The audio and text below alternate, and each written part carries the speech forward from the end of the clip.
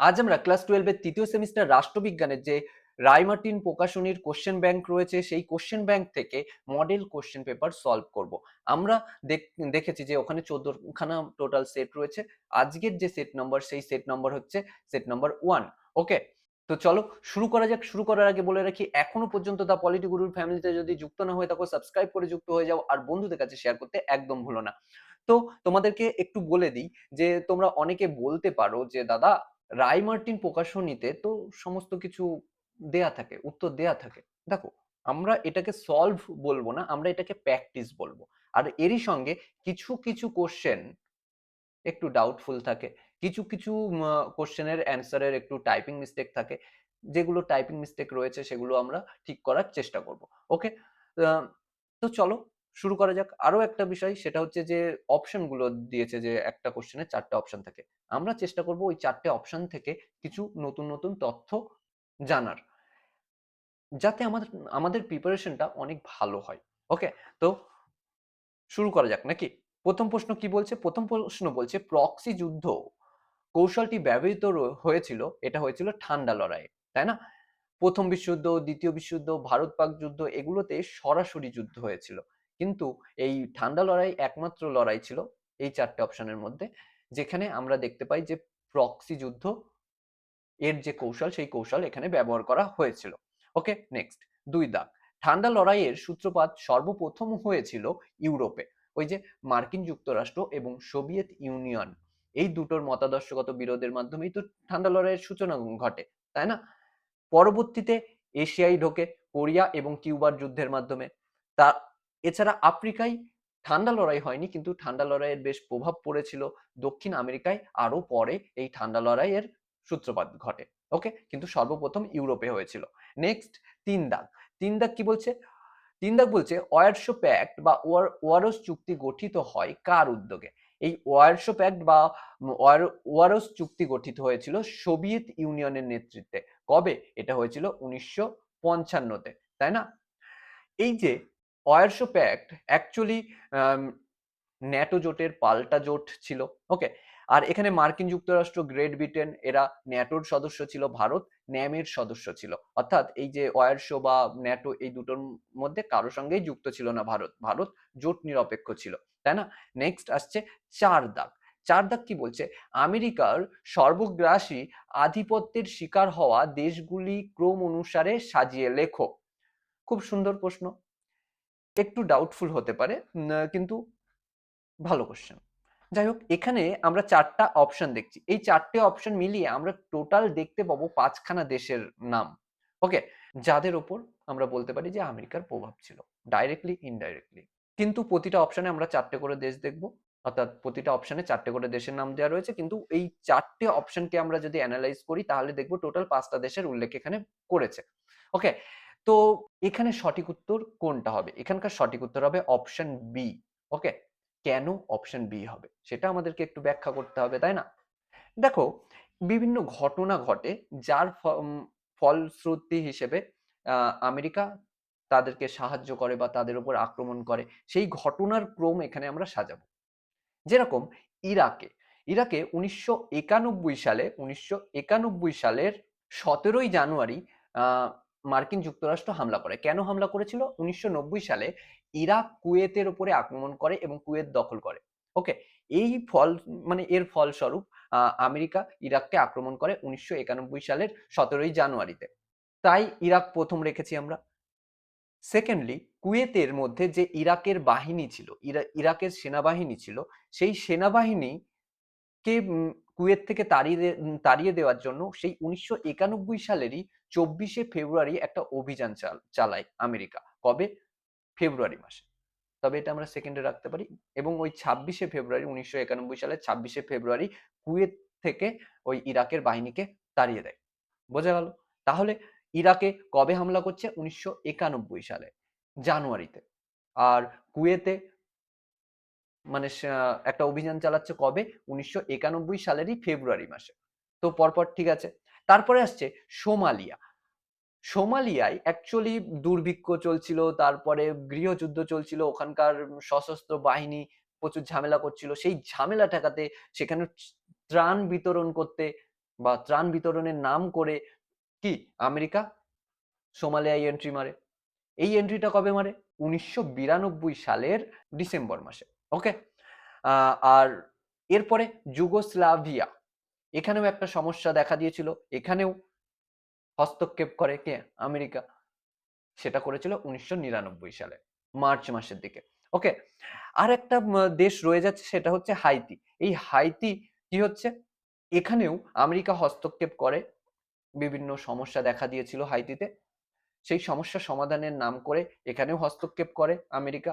এটা করেছিল 1994 সালে, সরি 1994 সালে। তো তোমরা এই টাইম লাইনটা মনে রাখো। ইরাকে আমেরিকা হস্তক্ষেপ করছে বা হামলা করছে 1991 সালের জানুয়ারিতে। কুয়েত থেকে ইরাকের সেনাবাহিনীকে তাড়ানোর জন্য কুয়েতে এন্ট্রি মারছে কবে? 1991 এর ফেব্রুয়ারি মাসে। তারপরে সোমালিয়াতে 1992 সালে হস্তক্ষেপ করছে। তারপরে হাইতিতে 1994 এ হস্তক্ষেপ করছে, যুগোস্লাভিয়ায় 1999 সালে। তো তোমরা এই টাইম লাইনটা মনে রেখে দেখবে কোনটা পরপর দিয়েছে। যদি পরীক্ষায় এই কোশ্চেন আসে, অপশন তো ঘুরিয়েও দিতে পারে, তাই না? তোমরা এই টাইম লাইনটা মনে করো, করে এবার সবগুলো মেলাও, দেখো অপশন বি সঠিক হবে। ক্লিয়ার? আলাদাভাবে আমি আর বলছি না, অনেক সময় এমনিতেই লাগবে যেহেতু আমরা অনেক ব্যাখ্যা করছি, তাই না? নেক্সট 5 দাগ, সোভিয়েত ইউনিয়নের পতন হয় 1991 সালে এবং সোভিয়েত ইউনিয়ন পতনের পরে এই সোভিয়েত ইউনিয়ন ভেঙে 15টি স্বাধীন রাষ্ট্রে পরিণত হয়, তাই না? কয়টি? 15টি। নেক্সট 6 দাগ, দাতাতের ফলাফল। প্রথমে দেখো দাতাতের অর্থ কি। দাতাতের অর্থ হচ্ছে পুরনো বন্ধুত্বের পুনঃপ্রতিষ্ঠা বা দুটো দেশ বা কয়েকটা দেশের মধ্যে যদি উত্তেজনাপূর্ণ সম্পর্ক থাকে, সেই সম্পর্ককে শান্তিপূর্ণ সম্পর্কে পরিণত করাই হচ্ছে এই দাতাত, তাই না? তবে দেখো প্রথমে 1 নম্বরে কি বলছে? 2 মহাশক্তির মধ্যে শত্রুতা বৃদ্ধি। এটা নিশ্চয়ই হবে না, এটা ভুল, তাই না? 2 মহাশক্তির মধ্যে শত্রুতা হ্রাস, হ্যাঁ, মার্কিন যুক্তরাষ্ট্র এবং সোভিয়েত ইউনিয়নের মধ্যে শত্রুতা হ্রাস ঘটেছিল এই দাতাতের মাধ্যমে। 2 মহাশক্তির মধ্যে লাগাম ছাড়া মারণাস্ত্র প্রতিযোগিতা হ্রাস, হ্যাঁ, এটা হয়েছিল, তাই না? ওই যে সল্ট 1 সল্ট 2 ঘটলো, তাই না? নেক্সট, ইউরোপের ঐক্য ও সংহতির ক্ষেত্রে শক্তিশালীকরণ। দেখো ওই ঠান্ডা লড়াই যখন চলছিল তখন মেন সমস্যা কারা করছিল? এই সোভিয়েত ইউনিয়ন এবং মার্কিন যুক্তরাষ্ট্র। যখন তারা কিছুটা বন্ধুত্বপূর্ণ সম্পর্কের মধ্যে আসবে, তখন তো কি শান্ত থাকবেই, তাই না? তবে 2, 3, 4 সঠিক, 1 ভুল, অপশন বি। ওকে, নেক্সট 7 দাগ, কি বলছে? জোট নিরপেক্ষতার উদ্ভবের কারণ হলো, দেখো অপশন এতে বলছে অর্থনৈতিক অনগ্রসরতা এবং জাতীয়তাবাদ, এটাই অ্যাকচুয়ালি সঠিক হবে। দেখো অপশন বি তে বলছে নয়া সাম্রাজ্যবাদ, এটা আংশিক সত্য হতে পারে কিন্তু পুরোপুরি নয়। তারপরে অপশন সি রাজনৈতিক অজ্ঞতা ও পরিবর্তনশীলতা। দেখো অপশন সি রাজনৈতিক অজ্ঞতা ছিল না, যারা জোট নিরপেক্ষ আন্দোলনের সঙ্গে যুক্ত ছিল তারা কি রাজনৈতিকভাবে অজ্ঞ ছিল? রাজনীতি কি বুঝতো না? এমন নয়। এবং তারা কি পরিবর্তনশীলতাকে মেনে নিতে পারছিল না? এমনও নয়, তাই না? তো অপশন সি তো হবেই না, আর অপশন ডি তাহলে হবেই না, তাই না? অপশন এ কেন হচ্ছে? দেখো অর্থনৈতিক অনগ্রসরতা, অর্থাৎ এই জোট নিরপেক্ষ আন্দোলনের সঙ্গে কারা যুক্ত ছিল? যারা সদ্য স্বাধীন হয়েছিল, হ্যাঁ কি না? তারা অর্থনৈতিক দিক থেকে পিছিয়ে ছিল এবং তাদের জাতীয়তাবাদী ধারণা প্রচুর ছিল, আন্দোলন করে স্বাধীনতা পেয়েছে, হ্যাঁ কি না?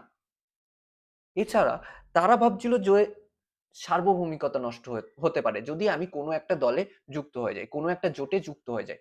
তুমি ভাবো যদি ভারত রাশিয়ার সঙ্গে যুক্ত হতো, রাশিয়ার কথা শুনে চলতে হতো, বা আমেরিকার সঙ্গে যদি যুক্ত হতো, তাহলে তাকে আমেরিকার কথা শুনে চলতে হতো। তাহলে কি সার্বভৌমিকতা নষ্ট হতো না? নিশ্চয়ই হতো। ক্লিয়ার? সেই অনুযায়ী অপশন এ সঠিক হবে। নেক্সট আসছে কি 8 দাগ। 8 দাগ কি বলছে? ন্যামের নীতি হলো, বিবৃতি একে বলছে সমালোচনার অধিকারকে স্বীকৃতি প্রদান করা। না, এটা ন্যামের নীতি নয়। বিবৃতি 2 এ বলছে শান্তির অনুকূলে একটি পরিমণ্ডল গড়ে তোলা। হ্যাঁ, এটা ন্যামের একটি নীতি। 3 নম্বর কি বলছে? সকল জাতির আত্মনিয়ন্ত্রণের অধিকারকে স্বীকৃতি প্রদান করা। হ্যাঁ, এটাও ন্যামের একটা নীতি। 4 নতুন আইনসভা গঠনের উৎসাহ প্রদান করা। না, এটা হবে না। তাহলে 1 মিথ্যা, 2 সত্য, 3 সত্য, 4 মিথ্যা, তাই না? তাহলে 1 মিথ্যা, 2 সত্য, 3 সত্য এবং 4 মিথ্যা, অপশন ডি। ওকে, 8 গেল। এবার আমরা 9 এ যাব। 9 এ যেতে গেলে আমাদের আবার ওপরে যেতে হবে, তাই না? 9 কি বলছে, জাতিপুঞ্জের সনদে স্বাক্ষর করেছিল কয়টি রাষ্ট্র? Option C. Okay, option C 51টি রাষ্ট্র। তোমরা বইতে কোথাও কোথাও 50টি পাবে, ওটাও ঠিক। তোমরা লক্ষ্য করবে যে সাধারণত আম, যখন এই প্রশ্নটা আসবে তখন 50 51 একসঙ্গে দেওয়া থাকবে না। যদি থাকে তখন 51 দেবে।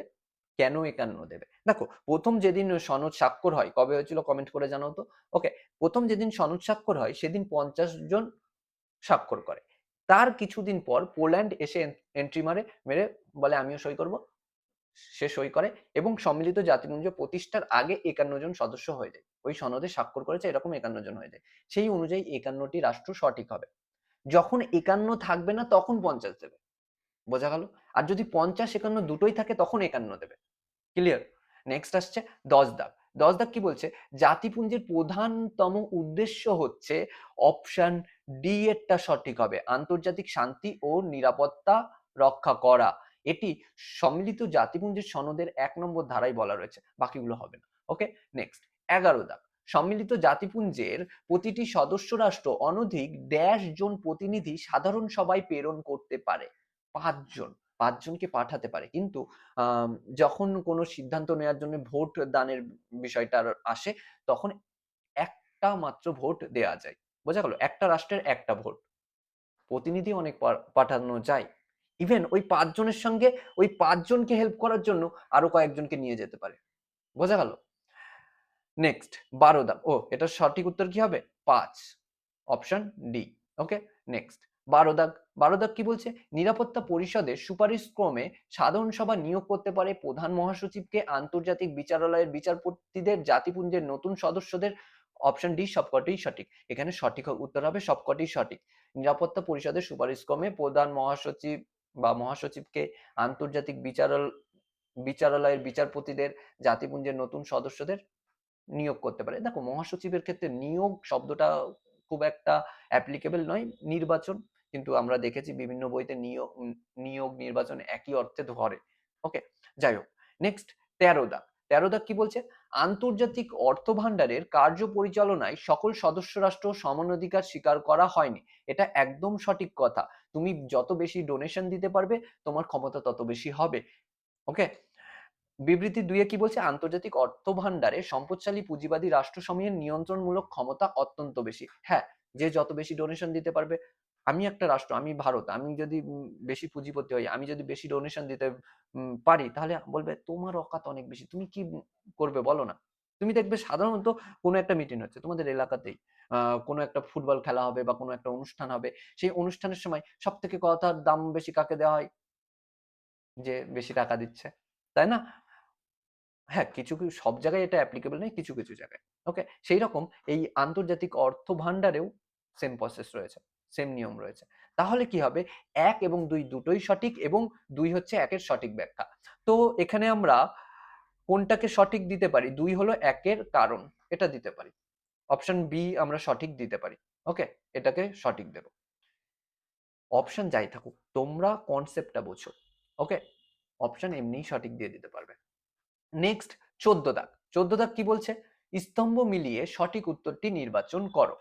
ইউনিসেফ, ইউনিসেফের সদর দপ্তর কোথায়? ইউনিসেফের সদর দপ্তর হচ্ছে নিউ ইয়র্কে। তো প্রথমটা এ হবে। WHO এর সদর দপ্তর কোথায়? এটার সদর দপ্তর হচ্ছে জেনেভাতে। ইউনেস্কো প্যারিসে, তাই না? আর IMF ওয়াশিংটন ডিসিতে। ACBD কোথায় রয়েছে? ACBD আছে অপশন এ তে, তাই না? তো তোমাদের এখানে একটা কাজ দিই, এই যে 4টি সংস্থার কথা আমরা দেখলাম, তাই না? এই 4টি সংস্থার ফুল ফর্ম তোমরা কমেন্ট করে জানাবে। ওকে, নেক্সট 15 দাগে আসবো আমরা। 15 দাগ কি বলছে?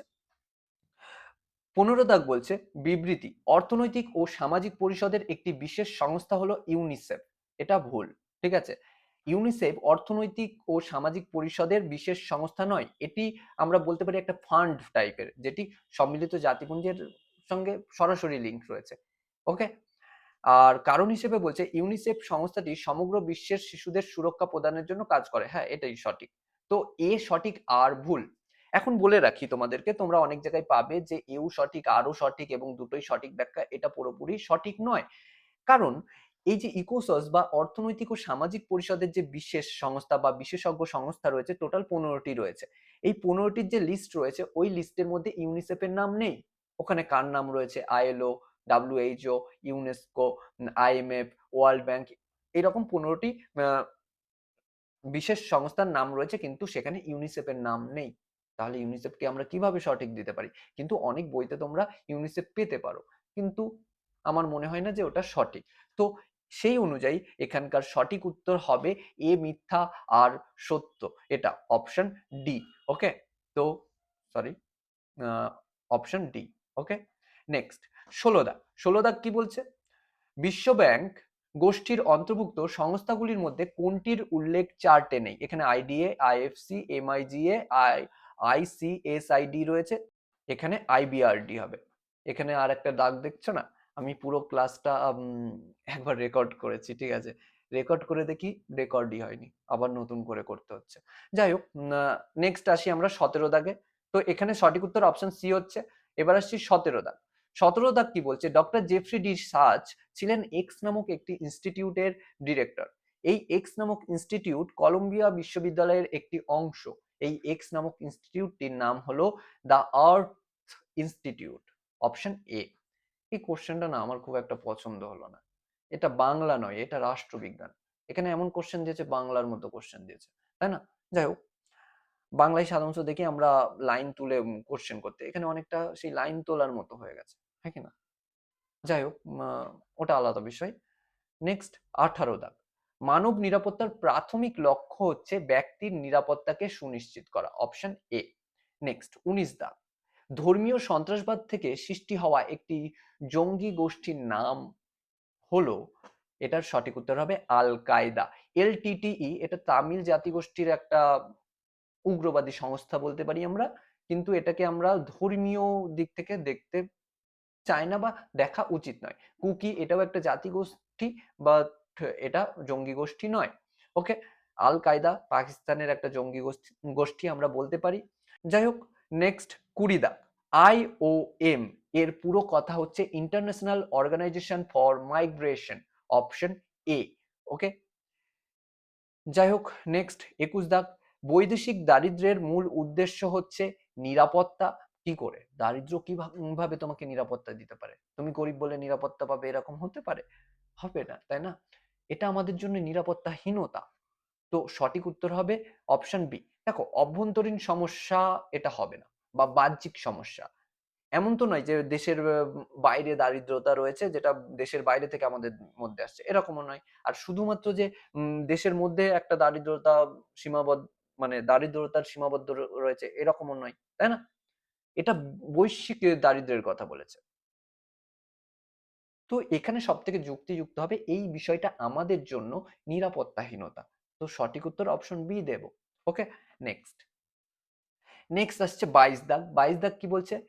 মহামারী প্রতিরোধের উপায়গুলি হলো জলদূষণ রোধ, দারিদ্র দূরীকরণ, স্বাস্থ্যবিধি পালন, 4 জরুরি টিকাকরণ। 4টেই সঠিক হবে, কিন্তু অপশনের দিকে তাকালে তুমি দেখতে পাবে যে 4টেই সঠিক, কোনো অপশন নেই। তাহলে এখন প্রশ্ন হচ্ছে, দাদা কোনটা দেব? এটার সঠিক উত্তর দেবে তোমরা 3, 4 সঠিক, 1, 2 ভুল। কেন দাদা, এটা কেন হবে? দেখো, আমি প্রথমে একটু ব্যাখ্যা করি। জল দূষণ রোধ, এই জলবাহিত বিভিন্ন মহামারী হয়, যেরকম টাইফয়েড ছিল, কলেরা, একসময় মহামারী হয়েছিল। এই রোগগুলো নিয়েই তো মহামারীর সৃষ্টি হয়েছিল একসময়। তো জল দূষণ রোধ করলে এই মহামারীগুলো থেকে আমরা নিরাপত্তা পেতে পারি, তাই না? এছাড়া দারিদ্র দূরীকরণ, আমার কাছে টাকা আছে, যাই আসুক আমরা সমাধান করতে পারবো, টাকা থাকলে সব হয়। যারা বলে টাকা থাকলে কিছুই হয় না, ওটা ভুল কথা। টাকা থাকলে সব হয়। আমার কাছে টাকা আছে, আমি টিকা তৈরি করব, আমি চিকিৎসায় বেশি খরচ করব। এখন মহামারী সাধারণত রাষ্ট্রের বিষয়। তো রাষ্ট্রের কাছে যদি টাকা থাকে, সে বেশি সামলাতে পারবে বিষয়টা, হ্যাঁ কি না? এখন ভাবো, এই করোনা হয়েছিল, করোনার সময় কত মানুষ খেতে পেত না, বিশেষ করে মধ্যবিত্তরা প্রচুর সমস্যার মধ্যে পড়েছিল। রাষ্ট্র যদি প্রতিটা ঘরে তখন রেশন দিত, রেশন পৌঁছে দিচ্ছে, ওষুধ পৌঁছে দিচ্ছে, বাইরে তো বেরোতে পারছে না, তাহলে কি হবে? রাষ্ট্রের কাছে টাকা থাকলে অনেক কাজে দিত, তাই না? এই সমস্যাগুলোর সম্মুখীন হতে পারতাম না, হতে হতো না। তো এটা লং টার্মের বিষয়। স্বাস্থ্যবিধি পালন, নিশ্চয়ই আমাদের স্বাস্থ্যবিধি পালন করতে হবে মহামারীর সময়। নিয়ম মেনে চলতে হবে। জরুরি টিকাকরণ, যেই সমস্ত টিকা দরকার সেগুলো আমরা দেব, তাই না? তো এই ৪ টেই সঠিক হচ্ছে। তাহলে এখন কোয়েশ্চেন বি কেন আমরা সঠিক দিলাম? কারণ এই প্রশ্নটা একটু ঘুরিয়ে করা উচিত ছিল। ভাষাগত দিক থেকে পুরোপুরি সঠিক নয়। এখানে করা উচিত ছিল মহামারী প্রতিরোধের তাৎক্ষণিক উপায়গুলি হলো। অর্থাৎ মহামারী যখন দেখা দিয়েছে সেই সময় আমরা কি করব? সেই সময় আমরা কি করতে পারি? স্বাস্থ্যবিধি পালন করতে পারি। আর যে সমস্ত টিকা বা মেডিসিন রয়েছে সেই সমস্তগুলো আমরা ইউজ করতে পারি। জল দূষণ রোধ, দারিদ্র্য দূরীকরণ এগুলো লং টার্ম এর চিন্তাভাবনা হিসেবে আমরা ধরতে পারি। বোঝা গেল? কিন্তু তাৎক্ষণিক কি করব? স্বাস্থ্যবিধি পালন করব, জরুরি টিকাকরণ করব। হ্যাঁ কি না? বোঝাতে পারলাম? আশা করছি বোঝাতে পেরেছি। নেক্সট, আইপিসিসির এর সম্পূর্ণ রূপটি হচ্ছে inter governmental panel on climate change. ২৪ দাগ, কোন ৩টি দেশীয় রাজ্য ভারতে যোগ দিতে অস্বীকার করে? আমরা সবাই জানি কাশ্মীর, জুনাগড়, হায়দ্রাবাদ, তাই না? যাই হোক ২৪ এর পর আমরা ২৫ এ চলে যাব। ২৫ নম্বর, উদ্বাস্তু উদ্বাস্তুর সমস্যা সমাধানে ভারত সরকার কি করেছিল? ত্রাণের ব্যবস্থা করেছিল, পুনর্বাসনের ব্যবস্থা করেছিল, শরণার্থীদের জমির দলিল প্রদান করে। দেখো, এই যে ৪ টি অপশন রয়েছে, এই ৪ টিই অ্যাকচুয়ালি সঠিক হবে। মানে সরি ৪ টি না, ৩ টিই সঠিক হবে। উপরের সবকটিই সঠিক। কিন্তু এখানে কিছু প্রবলেম রয়েছে। যে এই যে শরণার্থীদের জমির দলিল প্রদান করে, এটা কিছু মানুষের জন্য করলেও সব মানুষের জন্য করেনি। সবাইকার জন্য করেনি। আবার ত্রাণের ব্যবস্থা কিছু সময়ের জন্য করেছিল, অনেক লং টার্ম এর জন্য করেনি। মেইন যেটা করেছিল সেটা হচ্ছে পুনর্বাসনের ব্যবস্থা। যদিও এই পুনর্বাসনের মধ্যে এই দুখানা বিষয়ও পড়ে। ত্রাণের ব্যবস্থা পুনর্বাসনের মধ্যে থাকে। আর জমির দলিলের যে বিষয় সেগুলোও থাকে। সবথেকে যুক্ত অ্যান্সার হবে অপশন বি। ওকে? যাই হোক, নেক্সট ২৬ দাগ, ২৬ দাগ কি বলছে? জম্মু ও কাশ্মীর পুনর্গঠন আইন তৈরি হয় ২০১৯ সালে। ২৭ দেশীয় রাজ্য ছিল না বোম্বাই। এখানে ৪ টে অপশন যে বোম্বাই, ভোপাল, হায়দ্রাবাদ, জয়পুর। সঠিক উত্তর বোম্বাই হবে। এখন তোমরা বলতে পারো যে দাদা না তুমি ভুল বলছো, বোম্বাই দেশীয় রাজ্য ছিল। দেখো, দেশীয় রাজ্য কোনগুলোকে বলা হতো? যেগুলোতে রাজা শাসন করতো। হ্যাঁ, ব্রিটিশদের প্রভাব ছিল। ওই রাজা ব্রিটিশদেরকে ট্যাক্স দিত। ব্রিটিশদের কথা শুনতো, কিন্তু ওখানে রাজা শাসন করত। কিন্তু এই বোম্বাই একটা মাত্র এলাকা ছিল, না অনেকগুলো ছিল, এই ৪ টি অপশনের মধ্যে বোম্বাই একটা মাত্র এলাকা যেখানে রাজা ছিল না, সরাসরি ব্রিটিশ সরকার শাসন করত। বোঝা গেল? যাই হোক, নেক্সট ২৭ গেল। ২৮ দাগ, ২৮ দাগ কি বলছে? স্বাধীন ভারতের গঠিত প্রথম ভাষাভিত্তিক রাজ্য হলো অন্ধ্রপ্রদেশ, এবং সর্বশেষ কোনটা? সর্বশেষ হচ্ছে তেলেঙ্গানা। তোমাদের এইচডব্লিউ হচ্ছে অন্ধ্রপ্রদেশ কবে গঠিত হচ্ছে এই যে ভাষাভিত্তিক রাজ্য হিসেবে, সর্বপ্রথম কত সালে, সেটা তুমি কমেন্ট করে জানাবে। আর সর্বশেষ বললাম যে তেলেঙ্গানা, সেটা কবে হচ্ছে, এটা তুমি কমেন্ট করে জানাবে। ওকে? নেক্সট ২৯ দাগ, রাজনৈতিক দল গঠন করতে পারে নাগরিকরা, তাই না? বিদেশিরা পারে? পারে না। তো বি এবং সি হবেই না। ডি, নির্বাচন কমিশন কি রাজনৈতিক দল গঠন করতে পারে? না, নির্বাচন কমিশন রাজনৈতিক দল গঠন করতে পারে না। আমি একজন নাগরিক, আমি রাজনৈতিক দল গঠন করেছি, নির্বাচন কমিশন তার স্বীকৃতি দিতে পারে। ওকে? কিন্তু নির্বাচন কমিশন নিজে দল গঠন করতে পারে না। ক্লিয়ার? নেক্সট ৩০ দাগ। ৩০ দাগ কি বলছে? দ্য ইংলিশ পার্লামেন্ট গ্রন্থটির লেখক হচ্ছেন কেনেথ ম্যাকেনজি। নেক্সট আসছে ৩১ দাগ। ৩১ দাগ কি বলছে? রাজনৈতিক দলের একটি গুরুত্বপূর্ণ কার্যাবলী হলো সরকারকে ড্যাশ ও দলীয় নীতিসমূহকে ড্যাশ করা। দেখো, সরকারকে নিয়ন্ত্রণ ও বাস্তবায়ন করা, এটাই সঠিক হবে অপশন এ। বাকি অপশনগুলো মেলাও। দেখো কি হচ্ছে? সরকারকে ক্ষমতা দখল ও দলীয় নীতিসমূহের স্বার্থ সাধন করা, মিলছে না। তারপরে দেখো, সরকারকে সমালোচনা ও দলীয় সমূহকে ক্ষমতা দখল, মিলছে না। ডি, সরকারকে সাহায্য করা এবং দলীয় নীতিসমূহকে মেনে চলা, এটা কিছুটা মিললেও এটা সঠিক হবে না। দেখো, রাজনৈতিক দলের মেন কাজ কি হবে?